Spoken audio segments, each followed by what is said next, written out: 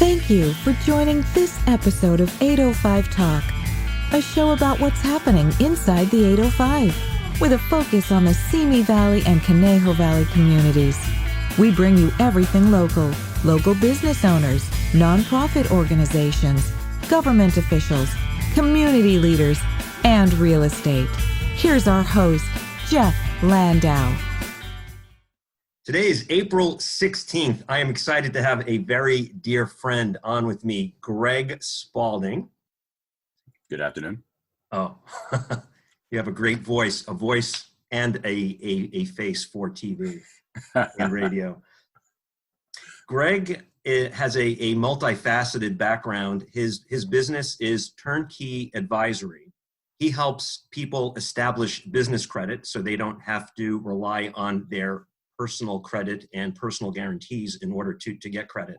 So Greg is very, very knowledgeable about both consumer and business credit. I thought it would be helpful for people to get some tips specifically to what we're going through right now, and maybe going forward as we get eased back into the economy opening up at some point, jobs coming back at some point for those people that have lost jobs. So I wanted Greg to address, or asked Greg to address a couple things, both from the consumer and the business credit side. So Greg, what do you think people should know? Pick one, business or consumer, and what do you think people should know right now? Well, first off, thank you very much for having me on. I really appreciate it. It is indeed an honor to be a part of your show here today. Let's talk a little bit about the consumer side, if we could. We understand that, what was it, as of today, 16 million people have applied for unemployment, and we're not even, that doesn't even account those who are working shorter hours and who are making less pay. And a lot of things that are going through our heads, obviously the health and welfare of our families and friends. But one of the things that a lot of people are concerned about, and as they should, is how is my consumer credit going to look like after this is all said and done, when I cannot actually pay the debt that I'm supposed to be paying and maintain the relationships that I have with the lenders that are out there. Well, there are some good news, if we can call it good news, out of all of this. As you well know, there is the CARES Act, which is the Coronavirus Aid, Relief, and Economic Securities Act. That's what it stands for. And that's a $2 trillion stimulus that we've all heard about going back in March. But there's a section in there, and it's section 4021. And it amends the Fair Credit Reporting Act. So those of you who are not too familiar with it, the Fair Credit Reporting Act is designed by Congress to protect the consumer, so the information on your credit report is accurate, is up to date, and is consistent. So if there's negative information out there that's not actually yours, that you have the laws in your favor to help dispute and get that information off your credit report. Well, this amendment to the Section 4021, as I mentioned earlier, in a nutshell, the CARES Act places special requirements on companies that report your payment information to the credit reporting agencies. So these requirements apply if you are affected by this pandemic, and if your creditor makes an arrangement or some sort of agreement with you to defer a payment, make partial payments, or modify a loan or any other relief. Now, how it works is the creditors will report to the credit reporting agencies, and it is contingent. It's also contingent if you are current or delinquent at the time when the agreement is made. So let me explain to you what that means. So if your account is current right now, and you call and make some sort of arrangement or some sort of accommodation with a creditor, let's say whether it is a Visa, MasterCard, or whatever the situation happens to be. Well, as long as you're meeting the terms of the agreement that you made with said creditor, the creditor is to report to the agencies that you were indeed current on your account. Now, That's important, because if for whatever reason you miss a payment here or there and they know this is going to happen because you spoke with them already and you're going ahead and making this kind of arrangement with, let's say, American Express as an example, they're going to maintain your current status on your report, and that's very important, because a 30-day late on your report can drop your score as much as 70, 80 points just off that 30-day late. Wow. So Greg, just, I have to interrupt you. So let's say somebody calls their credit card company and they say that instead of paying X, they're going to pay Y. Credit card company says, fine. How did they get documentation in case the person at the other end of the line doesn't hit the right button and doesn't say that this shouldn't be reported as a negative credit? Well, I'm glad you brought that up. So you want to go ahead and make copious notes. And what I mean by that is you want to go in, and as you're calling these creditors, you want to know who you're speaking to when you spoke to them. They're going to give you information on over the phone, confirmation numbers. Write everything down and put it someplace where you know you can find it. And then they are supposed to send you something in writing, whether they send it to you, and more than likely they'll be sending it to you in the mail. But the whole idea here is you want to make sure there aren't any surprises. There's no ambiguity. If you have questions, ask the questions. If you're not sure about something, make sure you ask, hey, this doesn't make sense or that doesn't make sense, because this is not time for assumptions here. But they will go ahead and, based on information that you have in front of you, or based on information that you've written down and the information they will send to you later on, you will want to go back, and I want to talk about this later on because there are a few other things that I want to talk about this particular section, that you want to go later on and check your report to make sure that information is still consistent. Okay, so you'll let people know later how to check that. Exactly. So another thing, though, about this section here, section 4021, is if your account is already delinquent, so let's say you're 30 days late, and you go ahead and you call and do all the things we just talked about, and you make the arrangements and you make the accommodations with the creditor, and you continue to miss payments, it'll continue to say 30 days late. It's not going to go to 60, it won't go to 90, and so forth. Awesome. However, again, you got to maintain that relationship or that agreement that you made. However, if you're 30 days late and you make the arrangement and you get back up to being current, they will change it to current of that month. So for example, let's say in the month of March, you're 30 days late. Or I should say in February, you're 30 days late. You call them, you call them in March, you go ahead and make the arrangement with them. They go ahead and say, okay, we'll go ahead and adhere to this arrangement that you say. And then you are able to catch up to now your current. They will change it to current. So you won't be 30, you won't maintain a 30-day late down the line. So it'll only increase your score as a result, as such. All right, so somebody was late in February. They Right. called their creditor in March, and they know that they can't make the full payment in March, so they set up a plan. They make the planned payment in April and May, and then in June they pay it off. What happens? Well, meaning that if they're current, if they can go ahead and get current, then those days are 30-day lates. Will maintain the 30-day lates, but when they're current, their score will change from 30-day late to current on that 1 month, and then that 1 month and beyond. Now, I'm sorry. Go ahead. No, it's okay. So this is important. This is not to say that if you're 30 days late currently, or before you make that call, and then a month or two down the road you get current, they're not going to go back a year and change all the 30-day lates to current. That's not going to happen. Oh, so I misunderstood something. Are you saying if you call, you're late in February, you call in March because you couldn't become current in March, you make a payment plan, and March and April you make your payments, and in May you get current, they're going to go back to March and April and make that current? No, I'm saying they will not. Oh, they will. Okay. No, they will not. So this will be, from the time you make the current on. Okay. What I'm saying is, they're not going to go back and retroactively change anything, I guess is what I'm trying to say. Okay. Yeah, that makes sense. Okay. And like I said before, once you decide to start calling, and by the way, this is imperative, you want to start calling as soon as you can, because just about every creditor, just about every lender out there is inundated with phone calls, and they're changing their times too, because just like most of us, they're working from home too. Right. So you want to make sure that you're able to make those calls. So if that means if they open up they amended their time where it's no longer 24 hours, but they go from like 7 a.m. to 7 p.m. Also make sure what time, what part of the country 7 a.m. East Coast time is different from 7 a.m. here, as we all know. Start calling immediately, and then don't fret. Get yourself a cup of coffee, a cup of tea, sit down, and just be patient. And remember, these people are being inundated. So if you're short with them, this is not going to help your status, okay? Because there are millions of other people in the same boat as you. Okay. Now, here's the thing. Now, this only applies to agreements made between January 31st of this year and or 120 days after March 27th or 120 days after the national emergency concerning the COVID ID ends, whichever one is later. Okay. Okay, so this is obviously not going to last forever.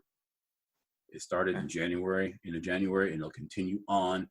But so don't sit idly by and wait. Is what I'm trying to say. Yeah. So anybody having a problem making a payment and or more, they should definitely be proactive, and they can get more protection now than they would have been able to, at least from a credit score standpoint. Yes. As a matter of fact, they should give them a call the minute this show is done. Yes. Yes, because you want to listen to what you have to say, Jeff. So the minute your show is done, Jeff, they should get on the phone and start calling. Now, does this hold true for a utility company if somebody's having trouble making that payment? Utilities, unfortunately, some utilities don't fall into the Fair Credit Reporting Act, so you really have to, talk to them. Give them a call, talk to them ahead of time. But if they're if they are reporting to the if they're reporting to the agencies, the big three, Experian, Equifax, TransUnion, for example, then odds are they're going to have to adhere to those same rules and regulations too. Okay. All right. So I would call to make sure. Big concern. Call to make sure. Also, just to let you know, if you have federal student loans, not only does this rule apply to you, but my understanding is that principal and interest payments on these loans are automatically suspended as well. You want to contact those who hold your note to confirm and make sure. Okay. Awesome. I'm gonna make a note of that in the notes so people know that. So student loans. Does somebody making a student loan payment need to call anybody, or is it if it's federal guaranteed, which I guess they all are, then they just don't need to make a payment right now? That's the thing. If they want to call them just to confirm to make sure, my understanding is that they don't need to call regarding the actual interest payments, but with regards to not being able to make payments, period, you still should be able to call. Okay. Right. So that is that's important because we all know it takes forever. Once a person has a ding on the credit report, the whole adage is that it stays on your report for 7 years. It starts to dwindle down after so many years. So you don't want to be put in that situation, but you don't want to be put behind the proverbial 8-ball in that regard. So this is why this particular section of the CARES Act is very important for people in this situation.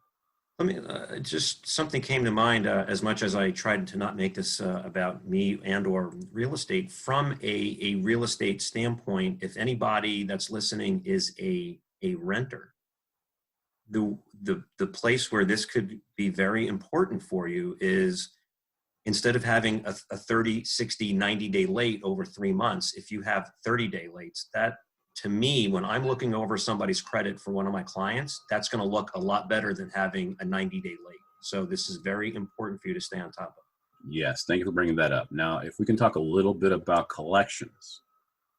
Okay. For those people who are already in collections with a third party, for example, now there are some states that have went ahead and put a moratorium on making collection calls. I believe Massachusetts and Nevada are two states as an example. I think Nevada went ahead and they have put a stop to all collection efforts until today, until April 16th. But my understanding is they're going to be moving that out as well. California, however, unfortunately, although they have expressly stated that collection agencies are non-essential businesses, they have not sought out to impose additional restrictions. So that doesn't, what I'm saying is, if you got a collection coming your way you still might have to deal with it. That does not fall into this particular section of the CARES Act. Very helpful information. Okay. All right. So I know you mentioned earlier, if I may, the steps one should take as you're going through this, okay? First and foremost, what you want to do is you want to get your credit report. This is, and this is not just for this situation. You should be checking your credit report out quarterly, if not more often. And how do people do that before we go any further? You're allowed once every 12 months to get your credit report for free through the Fair Credit Reporting Act. And the best place to do it is go to annualcreditreport.com. So I'm going to say this again, annualcreditreport.com. I'll put that in the show notes. Okay, great. Annual credit report. Okay. Yeah. And so, obviously you have to put your social security number in there, right? Well, yes, you got to put your information in there. But what happens is they haven't had any data breaches. Exactly. I don't want to get the data breach situation. That's for an entirely different show. And we're not going to cover that now. No, we're not going to cover that now. We'd be here all night. But exactly. The thing is about the annualcreditreport.com. It allows you to go ahead and go to the directly to Experian, Equifax, and TransUnion, and they are to send you a report for free to your residence, or even if you have access to it, you can go ahead and do it and save it as a PDF on your computer. That way you have it. Now, here's the thing though. It doesn't mean they're not going to try and upsell you. They're going to try and sell you a credit report. I mean, a credit score or something like that. Right now, if you're really concerned about getting a credit score, you want to do it. I'm not saying don't do it, but if you're there strictly for the free credit report, then that's what you want to do. You want to go ahead and just click on no thanks and just get your credit report and move on to the next one, because they're going to take you through all three major bureaus. Let me interrupt you. Please do not click credit score. I just had somebody that I'm helping lease a home, and she went on, I don't know if it was Credit Karma, and I mean, I don't want to knock anybody. Wherever she ended up getting her credit score from, it was low 600s.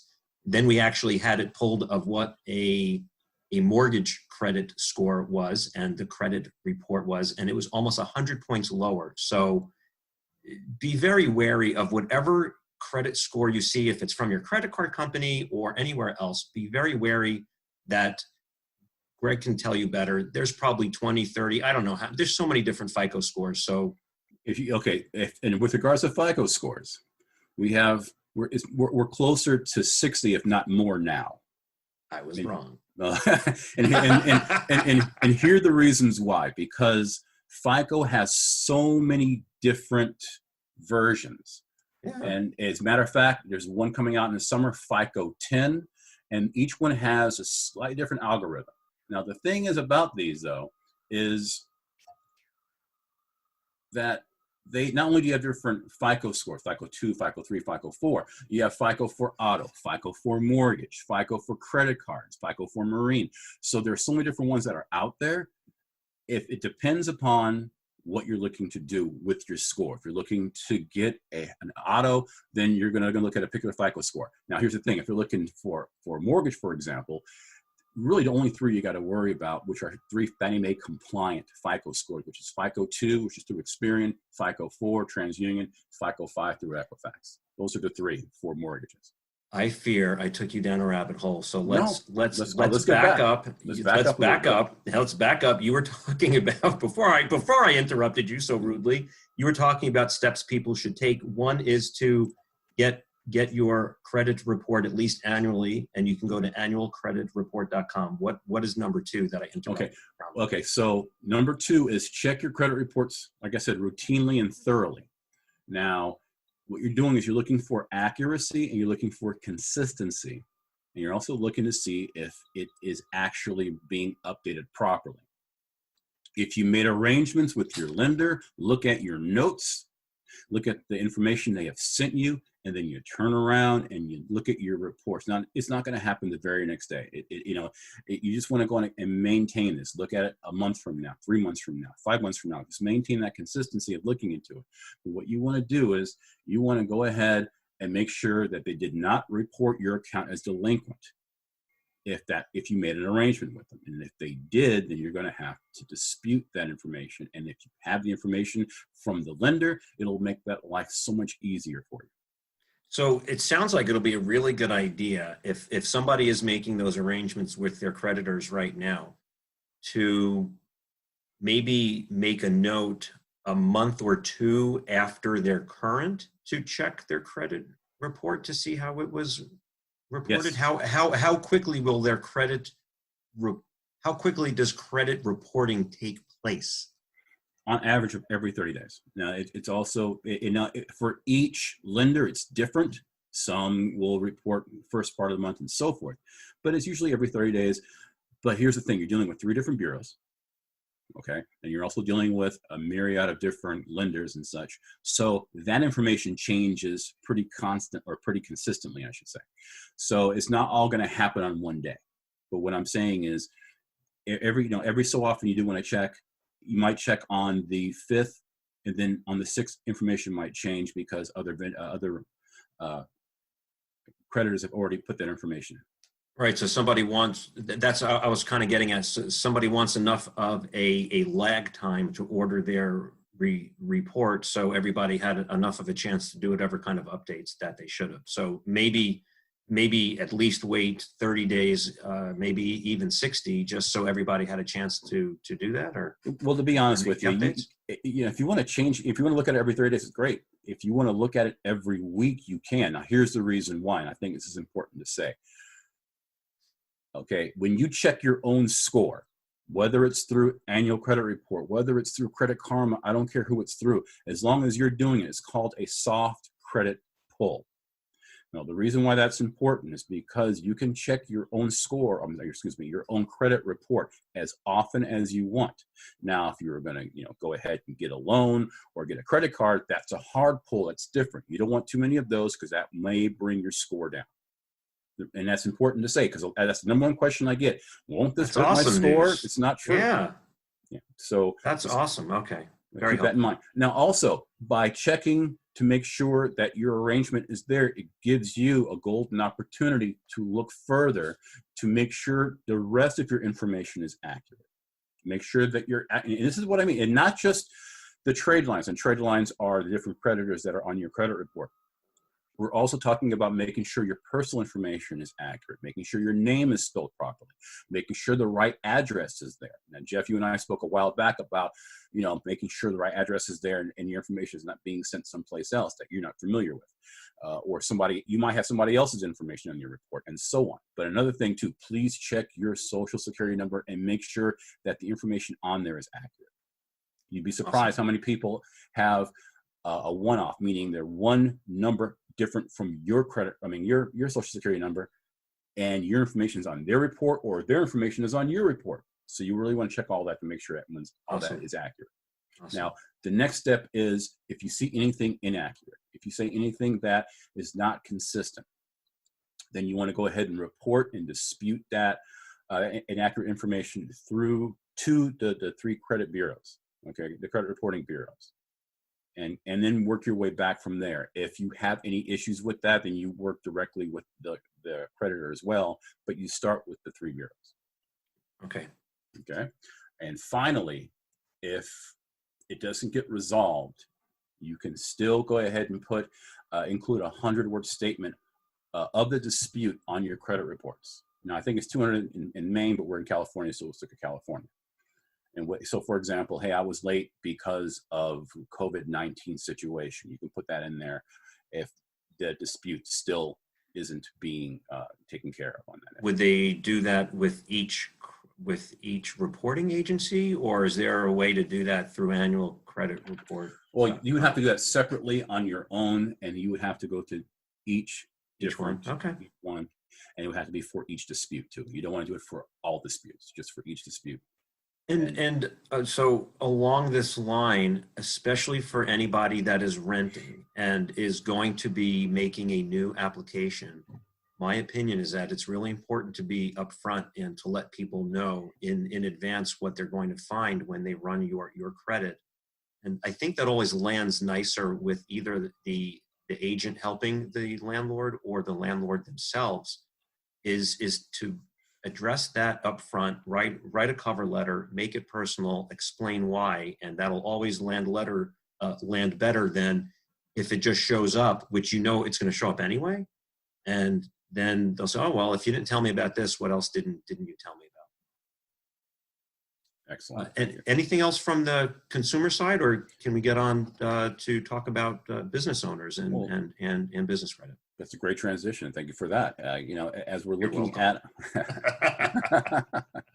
as you're looking at your credit report, you want to also make sure that if you own a small business, because a lot of small businesses make the mistake of not building their own business credit.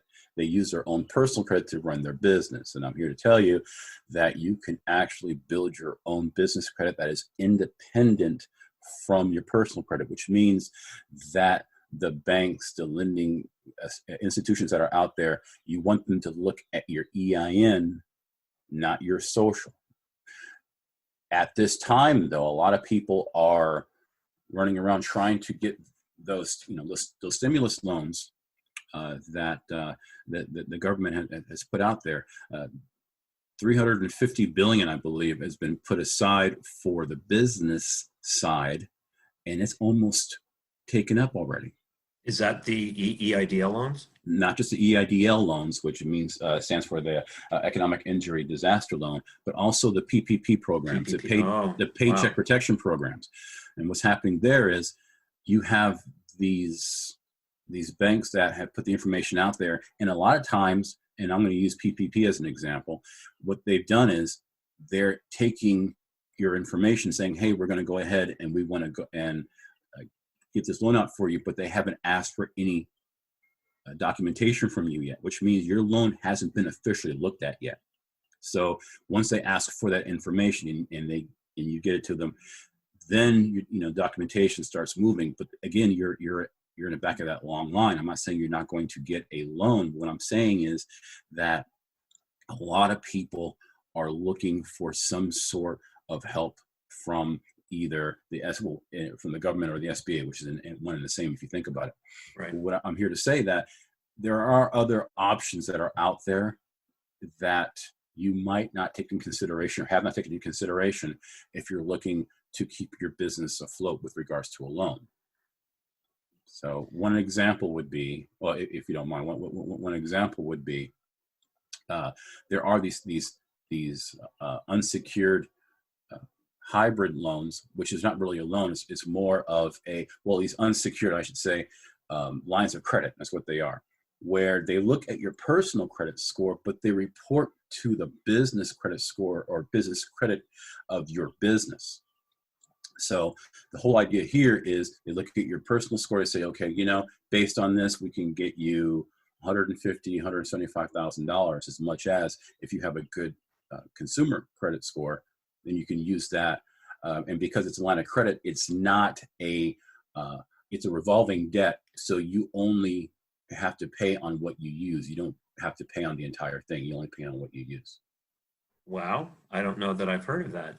Or is that even possible to apply for right now? Or are the banks just inundated with their PPP clients? Actually, because the PPP is separate and is really going through the SBA, this is entirely different. And there are companies out there who are still doing these kinds of loans that are out there.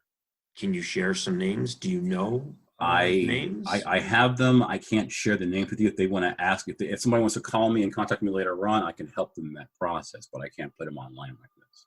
Okay, cool. So, but the great thing about these programs, though, is that it does allow you to look for the funding that you're looking for. And because it's lines of credit, you treat it like a credit card.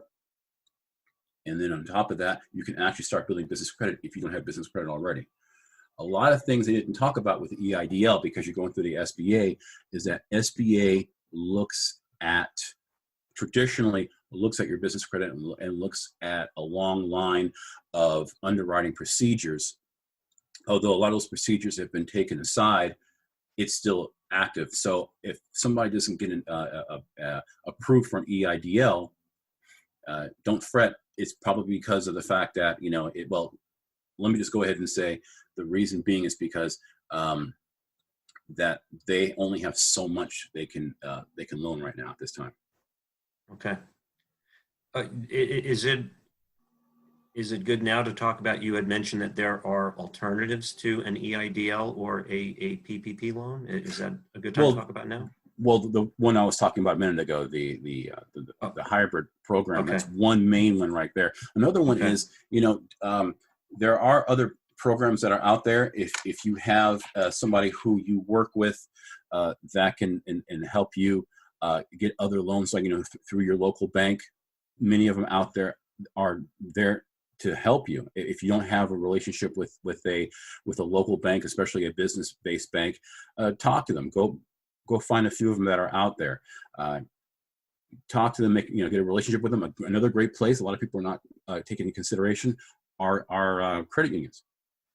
Credit unions are great places to help establish business credit as well, if you haven't already. If you're looking to establish business credit, there are a couple of other ways of doing it. Again, that is time for another conversation. But as you build that business credit for your business, you'll find it a lot easier to get those loans that you're looking for in the near future, because right now people are being more reactive than anything else. What I'm talking about here is you can go ahead and find those loans that are out there now, but you also want to start looking, being a little bit more proactive and building the business credit you're going to need down the road. You plan on keeping your business for a while. Thank you so much for bringing that up. So let's talk about that. Let's talk about whenever we get back to what our new normal is going to be. What should people know about establishing business credit? Do you think it's going to be different than it was in January, or whenever we end up getting back, it'll be the same principles? When it comes to establishing business credit, it's going to be pretty much the same principles. And this is and so just to give you a little bit of insight. The first thing one should do in establishing business credit, the first thing is you want to make sure that you look fundable in the eyes of the banking industry. And what do I mean by that? You want to mean that you have the consistency. So if you have a small business, and again, it doesn't matter how small your business is. I've helped clients who are a one-person operation get business credit, and I've seen pretty big sized corporations out there who make millions of dollars a year who have no business credit whatsoever, because it just didn't occur to them until, in many cases, they became more reactive than proactive. Right. So the first thing you want to do is you want to check, and these are pretty easy. First thing you want to do is look at your phone number. Do you have a cell number? If you have a cell number, odds are you're not going to start being able to build business credit, because they're going to look at that cell number and say, we're looking for more of a permanent number. So there are voice over IP companies such as RingCentral and the like that connect to your cell phone, but will give you a business phone number. Another one is your address. Are you using a home address for your business? Some will give you a business credit, some might not. My suggestion is you can go ahead and go to like a Regis and get yourself a box through Regis, as opposed to getting an executive suite. And because you're using that address, once again, in the eyes of the funding institutions, you look fundable. Now, let me make sure we're on the same page here. I did not say P.O. box. Do not use a P.O. box. That just screams that you do not have a place of business. Other such things would be something simple as your email address. A lot of people have an email address that ends in Gmail or, heaven forbid, AOL, .com. What's AOL? Yeah, exactly. What's AOL? That was before me. not me. But the thing is, a lot of people might have, johnsbusiness.com as a URL, but they're using John Business at AOL, and you don't want to do that. Right. You want to use whatever business you have, whatever your URL is, it should be consistent with your email and vice versa. Awesome. That's also very important. And let me just throw one more out there. If you don't have a DUNS number, and what's a DUNS number? A DUNS number is a number you get through Dun & Bradstreet, which is really the big person on the block when it comes to building business credit or getting business credit. A DUNS number works so much like an SIC code, in that they can categorize who you are and what you're all about. Once you get a DUNS number, it'll make it that much easier to get business credit. Now, two things about a DUNS number. Number one, you can get them for free. There are people out there who charge for it up front. You can get a DUNS number for free. If you want to reach out to me, I'll show you how to do it. And something else though, once Dun & Bradstreet, once it gives you that DUNS number, they're going to call you. They're going to call you and they're going to say, hey, do you want to be a part of our service? And they provide business, they can help you build business credit and so forth. Tell them no and get out of the way now. If you want, or, you might just get called a lot. And unfortunately, they're very aggressive when it comes to call, just to let you know. Okay. Can you please give us your contact information in case anybody has any questions or wants your help in establishing business credit? Well, I would love to. And keep in mind, too, I also work with people if they need help on the consumer credit side, too. I mean, more than happy to help out and ask questions or answer questions there. Again, you can give me a call at 805-409-7919. You can also reach me at GTS, Greg, Tom, Sam, at turnkeyadvisory.com. That is turnkeyadvisory.com. And I'd be more than happy to answer questions if you do. Awesome. And that's about it. And you had mentioned that you have you rolling out a coaching program for people to help people with their consumer credit. Do you want to just give that as a little bit of tidbit before we sign off? No, it'll be my pleasure. And thank you for bringing that up. Starting the first week of May, we're going to have a consumer coaching website. Now, what does that mean? There are a lot of companies out there that do credit repair, and there's nothing wrong with a lot of these companies, but unfortunately, there are some unscrupulous ones out there that charge a bunch of money on things you can do yourself. But a lot of people say, well, I just don't know what I'm doing, or I don't have the time to do it. So starting the first week of May, we're putting together a consumer coaching program where I will show you exactly how to not just fix your own credit, but more importantly, how to raise your credit score to get what you're looking for. Because a lot of times it's not about having poor credit in terms of, well, I have all of these delinquents and so forth. It is about, well, my score is a certain level. How do I get it to the level I need to get so I can buy the house I'm looking for, so I can get the car I'm looking for? So we're going to put together a coaching situation where it's going to be a fraction of the cost as maybe going through a credit repair agency that says, hey, we can fix this and they can guarantee this, this, and this, and they really can't. And the things that you can do yourself. Awesome. So we'll be doing that soon.